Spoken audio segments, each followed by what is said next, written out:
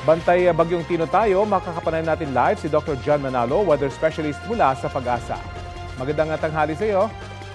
Magandang tanghali din, Sir Rafi. Opo, may impormasyon na ba kayo natatanggap kung may napaulat ng storm surge nito mga nakalipas na oras? Sa kasalukuyan ay wala pa rin naman po, pero nakataas pa rin yung ating storm surge warning. Bandang anong oras po posible maglandfall itong Bagyong Tino? May chance pa bang lumihis yan? This evening, mamayang gabi po natin nakikita na base sa ating analysis na magla-landfall ito either sa Eastern Visayas or sa Caraga region or sa Dinagat Islands. At patungkol naman dun sa pangalawang tanong natin, ano po yung tanong natin pangalawa? Kung may chance bang lumihis pa itong bagyo? May posibilidad pa rin po na within the cone of uncertainty or yung cone of probability na dun sa ating forecast track na bahagyang umangat ito or bumaba, pero nananatili po na gusto nating i-heads up o paalalahanan yung mga kababayan natin sa buong Visayas sa mga susunod na oras hanggang sa susunod na araw. So yung mga kababayan natin sa mga taga-Visayas, posibleng bukas na umaga ay expect nila itong bagyo.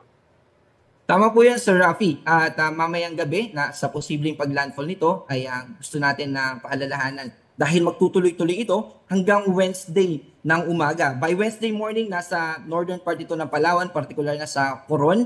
Kung hindi magbabago yung track niya, ay doon siya lalabas ng Kalupaan. And by Friday, pa ito lalabas ng Philippine Area of Responsibility. Bagamat tatawid na sa Kalupaan, may naasahan daw ba na rapid intensification sa Bagyong Tino? Magiging super typhoon pa ba ito?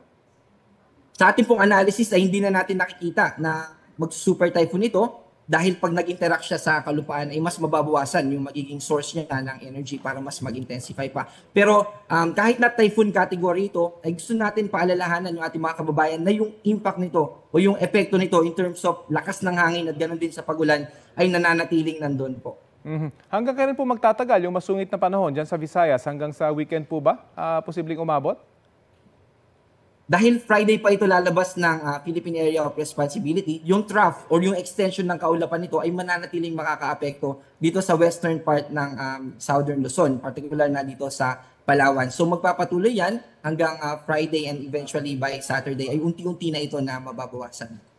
Okay, patuloy po kaming aantabay sa storyang ito. Maraming salamat sa iyo, Dr. John Manalo, weather specialist mula sa Pag-asa. Maraming salamat po at ingat din po tayo.